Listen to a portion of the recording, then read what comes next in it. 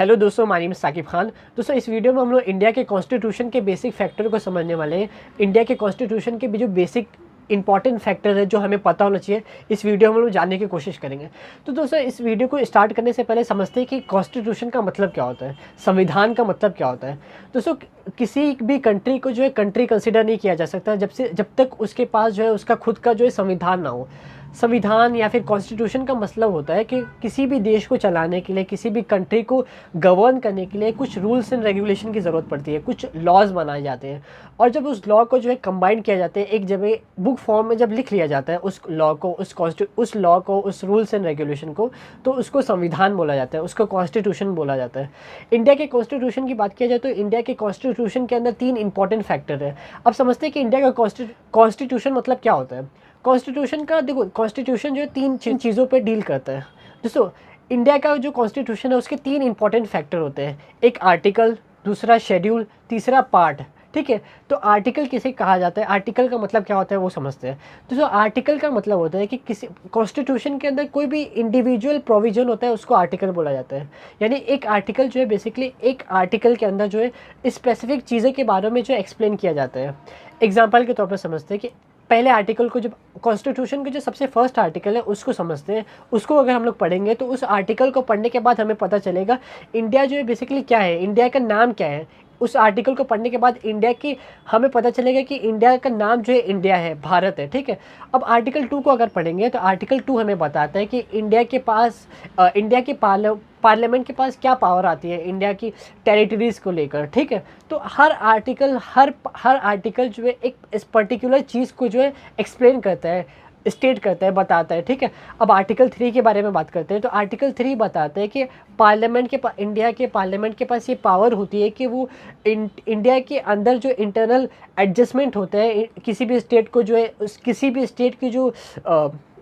State की जो boundaries होती है उसको इंक्रीज डिक्रीज करना होता है, तो इंडिया के पार्लियामेंट के पास ये पावर होती है इनसे।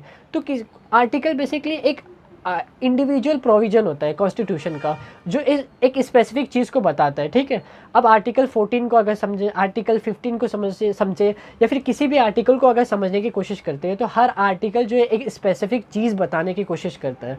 अब समझते, ये आर्टिकल हो गया। अब समझते हैं कि हमारे कॉन्स्टिट्यूशन के अंदर कितने आर्टिकल हैं, टोटल कितने आर्टिकल हैं। तो दोस्तों, जब इंडिया का जो कॉन्स्टिट्यूशन जब बन के तैयार हुआ था तो उस वक्त जो है 395 आर्टिकल थे, 395 आर्टिकल।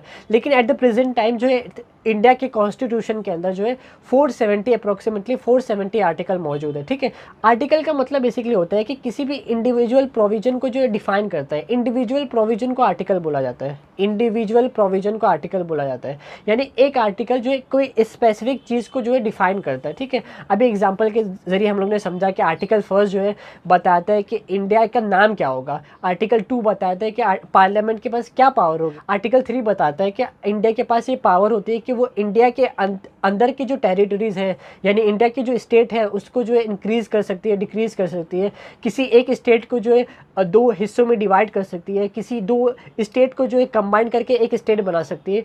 तो ये सारी चीज़ें जो है हमें पता चलती है आर्टिकल के ज़रिए। अब समझते हैं कि पार्ट क्या होता है। दोस्तों, कई सारे जो पार्ट का बेसिकली मतलब होता है कि कई सारे जब आर्टिकल जो है स्पेसिफिक सब्जेक्ट के बारे में जब बताते हैं, कई सारे आर्टिकल वापस समझते हैं, कई सारे आर्टिकल जब स्पेसिफिक सब्जेक्ट यानी किसी एक चीज़ के बारे में बताते हैं तो उसको जो है अलग पार्ट बना दिया जाता है। एग्जाम्पल के तौर पे अगर कॉन्स्टिट्यूशन के जो है फर्स्ट पार्ट को समझेंगे तो फर्स्ट पार्ट जो है यूनियन टेरिटरी से डील करता है। आर्टिकल नंबर 1 से लेकर आर्टिकल नंबर 4 तक के जितने भी आर्टिकल है वो यूनियन टेरिटरीज यानी इंडिया की जो एरिया है उससे डील करते हैं। ठीक है, अब पार्ट 2 की बात किया जाए तो पार्ट 2 बताता है कि सिटीज़नशिप, इंडिया की सिटीज़नशिप किस तरह से दी जाती है, इंडिया के लोगों को जो है सिटीज़नशिप किस तरह से दी जा सकती है। और इसके अंदर आर्टिकल कहाँ तक है, आर्टिकल 5 से लेकर आर्टिकल 11 तक के जितने भी आर्टिकल है वो इस पार्ट में आते हैं। आर्टिकल अब पार्ट 3 की बात किया जाए तो अब दोस्तों इंडिया के कॉन्स्टिट्यूशन के तीसरे पार्ट को समझते हैं कि तीसरा पार्ट क्या कहलाता है। तीसरे पार्ट के अंदर सबसे पहले आर्टिकल को समझ लेते हैं कि तीसरा पार्ट जो है आर्टिकल 12 से लेकर आर्टिकल 35 तक के जितने भी आर्टिकल हैं वो इस पार्ट 3 के अंदर आते हैं। अब पार्ट 3 जो है क्या बताता है, पार्ट 3 हमें कॉन्स्टिट्यूशन के ज़रिए हमें बताता है कि हम लोगों के पास क्या क्या फंडामेंटल राइट्स हैं, यानी पार्ट 3 जो है फंडामेंटल राइट्स से डील करते हैं। तो इसी तरह जो पार्ट बेसिकली क्या होता है, कई सारे आर्टिकल जब किसी स्पेसिफिक चीज़ को जो है एक्सप्लेन करते हैं तो उस पार्ट को जो है अलग कर दिया जाता है, उस आर्टिकल को जो है एक जगह जमा कर दिया जाता है और उसको जो है अलग कर दिया जाता है, अलग तरीके से अलग पार्ट में जो है डिवाइड किया जाता है। अब बात करते हैं कि इंडिया के कॉन्स्टिट्यूशन के अंदर कितने पार्ट हैं। तो पार्ट की बात किया जाए तो इंडिया के कॉन्स्टिट्यूशन के अंदर जब हमारा जो संविधान है, जब हमारा संविधान बन रहा था तो हमारे संविधान के अंदर 22 पार्ट थे, लेकिन एट द प्रेजेंट टाइम हमारे पास 25 पार्ट्स है। ठीक है, 25 पार्ट्स, इसका मतलब 25 पार्ट्स टोटल जो है उसकी 25 सब्जेक्ट है, यानी 25 अलग अलग फैक्टर है जिसके बारे में अलग अलग आर्टिकल है। ठीक है, तो ये हमें समझ में आया। ठीक है, अब शेड्यूल को समझते हैं। शेड्यूल क्या होता है, देखो ये 3 चीज़ें हैं। अब कॉन्स्टिट्यूशन किस चीज़ से बनता है, 3 चीज़ों से बनता है, एक आर्टिकल, दूसरा पार्ट और तीसरा शेड्यूल। तो आर्टिकल को और पार्ट को हम लोगों ने समझ लिया। अब दोस्तों कॉन्स्टिट्यूशन के तीसरे इंपॉर्टेंट फैक्टर को समझते हैं जिसको शेड्यूल बोला जाता है। शेड्यूल का मतलब होता है कि जो चीज़ आर्टिकल के अंदर मौजूद नहीं है, आर्टिकल का जो एक्सप्लेनेशन होता है वो शेड्यूल के अंदर होता है। फॉर एग्जांपल कोई पर्टिकुलर चीज़ के बारे में जो है प्रॉपर तरीके से डिस्कस नहीं किया गया, डिफाइन नहीं किया गया, तो उसको डिफाइन करने के लिए जो चीज़ ऐड की जाएगी वो शेड्यूल के अंदर इंक्लूड हो जाएगी। ठीक है, तो इस तरह जो हमारा संविधान की 3 इंपॉर्टेंट चीज़ को समझ लिए, एक आर्टिकल, दूसरा पार्ट और तीसरा शेड्यूल।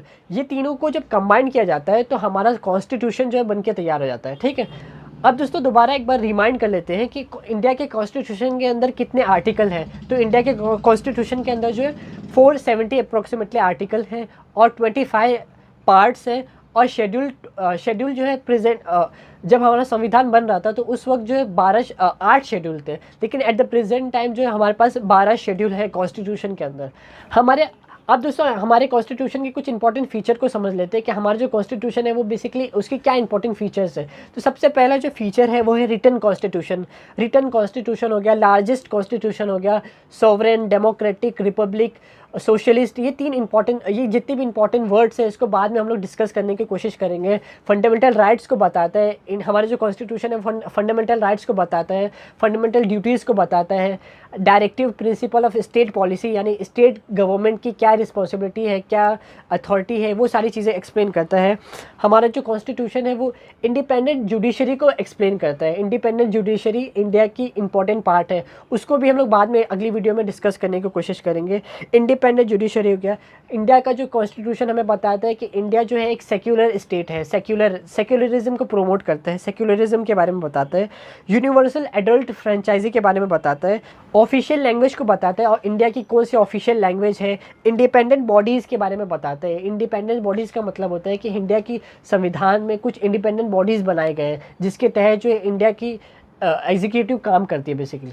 तो दोस्तों इस वीडियो में हम लोगों ने इंडिया के कॉन्स्टिट्यूशन को जो है बहुत सिंपल तरीके से समझा कि इंडिया का कॉन्स्टिट्यूशन एक ऐसी बुक है जिसके ज़रिए जो है पूरे इंडिया को जो है गवर्न किया जाता है, इंडिया को जो है चलाया जाता है। और दोस्तों इस वीडियो में हम लोगों ने इंडिया के 3 इंपॉर्टेंट फैक्टर को समझा है, एक आर्टिकल, एक दूसरा पार्ट होता है और तीसरा शेड्यूल, यानी इन तीनों चीज़ों को क्या कहा जाता है।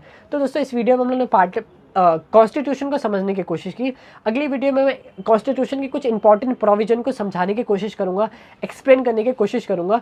तो दोस्तों अगर आपको ये वीडियो अच्छी लगी हो तो प्लीज़ लाइक करिए, अपने दोस्तों में ज़्यादा से ज़्यादा शेयर करिए। Thank you so much.